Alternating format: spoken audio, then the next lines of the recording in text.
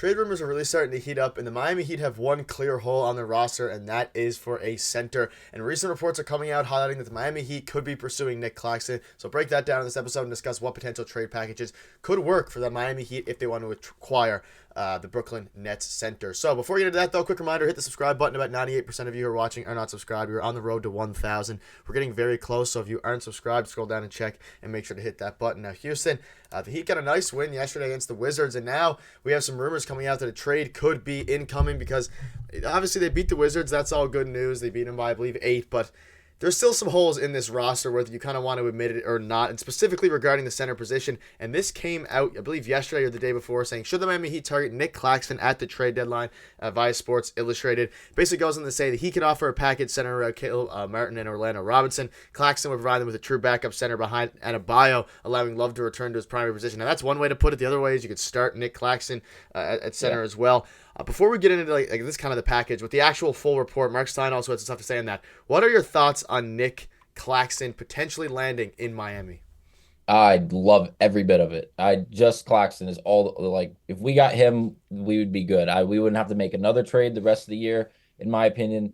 He would fill the hole that we need desperately, as he is a legit center. He plays the center position and really only that. He's not a stretch four or anything like that. He doesn't play really any form of role that Bam Adebayo would be playing. He would indeed take a bunch of pressure off of him due to the defense that he brings around the rim and his ability to rebound the ball, not only on the defensive end but on the offensive end, as he's averaging what 12 rebounds a game. He's a 10 and 10 guy at minimum every single night, and he's shooting a really high percentage as well because everything he shoots is either a layup or a dunk. He would be perfect. It's exactly what the Miami Heat need, and he's only 24 years of age, so he's still very young. It's not like we'd have to get him and we'd think about moving him again in just like a year or two. We'd be able to hold on to him for a decent amount of time. Yeah, he would be the center of the future. Yeah, look at his stats here. He averaged 12 points, 10 rebounds, 2 blocks. Last season, he's even more unbelievable, shooting 71% from the field there. And this season, he's an unbelievable center. Obviously, he's young. You mentioned only 24 years old. You'd want to extend him. He would be the guy that Heat need. Obviously, he can't stretch the floor at all. He's a very poor free throw shooter. But at the same time, you kind of have the Bam Adebayo, who's kind of the big man who can stretch the floor to a degree. You have Kevin Love, obviously. It would be nice if he would be able to shoot the ball to some degree, but he would be the guy that you'd match up. Now, he's still a little bit skinny compared to guys like Jokic and things like that, but he makes it up for it with his length and obviously his defensive ability. And here's what Mark Stein wrote. He said, I've heard more than once this week not to discount the idea that Brooklyn, the big man Nic Claxton, could be available over the next 7 days. More than previously advertised, and there are mixed signals in circulation about the Nets' plans. And then, of course, the Miami Heat were linked, saying they could offer a package centered around Caleb Martin, Orlando Robinson. Claxton will provide them with a true backup. Now, I don't know if that is enough if you're the Brooklyn Nets to give away Nic Claxton, Caleb Martin, a role player, and Orlando Robinson, who actually got called back up yesterday to Miami Heat. But what are your thoughts on this package? I mean, I would do this in a heartbeat. Or what do you think it would actually take to get Claxton? You'd have to assume it would take some picks to get, I mean, the Brooklyn Nets, one of their most valuable assets, aside from, of course, Mikal Bridges. I mean, I would do it in a heartbeat if it's just Caleb Martin and Orlando Robinson. I don't know, obviously, but I suspect it Yeah. would take a lot more than that.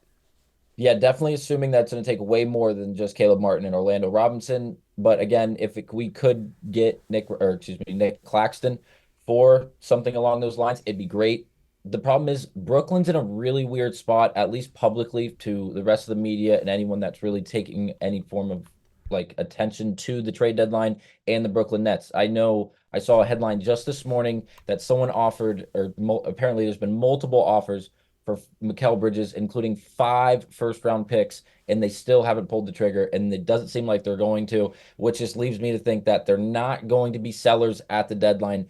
If the Miami Heat could go get Nic Claxton, it seems like it's going to be Caleb Martin, Orlando Robinson, and they're probably going to make Jovic Yeah. be in that trade at least, if not moving Orlando Robinson and adding, I don't know, someone else to that trade. Someone with like a little, or maybe even a draft pick. It seems like they're going to be looking for a lot of value, as no one can really tell if they're buyers or sellers at this deadline. Yeah, and we've also seen that they declined 2 firsts for Dorian Finney-Smith, which is a little Yeah, bit crazy. ridiculous. So when you're looking at this now, and I'll ask you this question. I think we're in agreement. Caleb Martin or Leonard Robinson, that is an easy deal to do if you're the Miami Heat. Would you be willing to include a guy like Nikola Jovic or a guy, maybe, I'm not saying necessarily Tyler Hero, but if you had to swap, just throw this out there hypothetically, a Tyler Hero straight up for Claxton, obviously had to make the salaries work, so, but hypothetical situation, would you be willing to do that, dealing from a position of strength to a degree, because you already have Rozier and things like that, and then getting a center back? It would kind of be and then the Brooklyn Nets get their shooting guard of the future. I'm curious to see what the comments think about this. No reports on this one. I'm just throwing this out there. Straight up would be kind of crazy. I know the ages match. They're both 24 years old. They both are obviously very young, being only 24. They're very good at the positions they play and the roles they play. But again, Tyler Hero, I feel like if he were on the trade block and Miami was open to trading Tyler Hero, the trade packages that would be sent back for him, I believe, would be really ridiculous because of his age and his upside that the teams have seen around the league.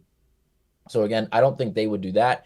I personally don't believe I would do that. I would definitely throw Nikola Jovic in there for it, though, including him, obviously Caleb Martin, like we mentioned, and then if we had to, I would want to keep Hayward Highsmith. Obviously, Jaquez is untouchable, but a pick, and I want to say Kevin Love, but again, he's playing a good role for the Miami Heat.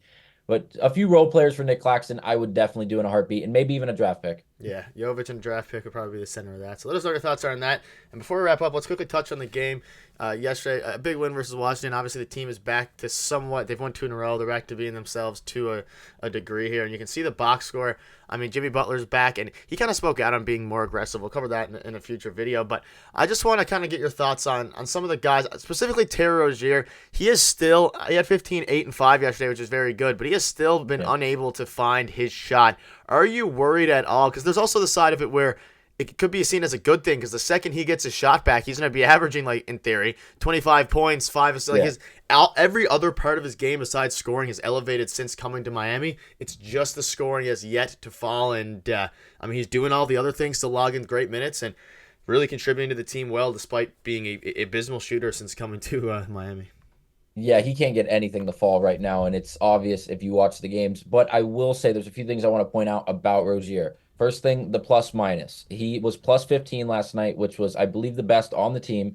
And he, again, didn't have a turnover last night. He's been facilitating the basketball extremely well, especially over the last 2 games, which have both been wins for the Miami Heat, which is something of a rarity as of late. But again, no turnovers while facilitating the offense as the starting point guard on a good Miami Heat team.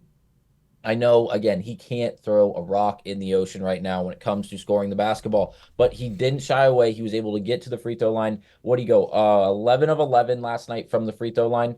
If you can't get something to go, do play your role effectively, which he did in facilitating the offense, like I mentioned, and he still didn't shy away from obviously getting to the free throw line and making those, and he took advantage, making all 11. And for Jimmy Butler, the really quick I want to mention, I know we're going to talk about this in a later video about his aggressiveness, but he's the most efficient person I've ever watched play basketball. It feels like he's shooting 70% every single game he plays. And again, obviously we'll talk about this later, but he needs to shoot the ball more if he could at least. But he's so efficient. It's ridiculous. Yeah, and a very big win for them, and good points on Rozier. Free throw line. If he starts to get it going, it'll be scary for the rest of the league. But that'll wrap it up. Let us know what your thoughts are in the comment section below. Thanks you guys for watching. We'll see you tomorrow.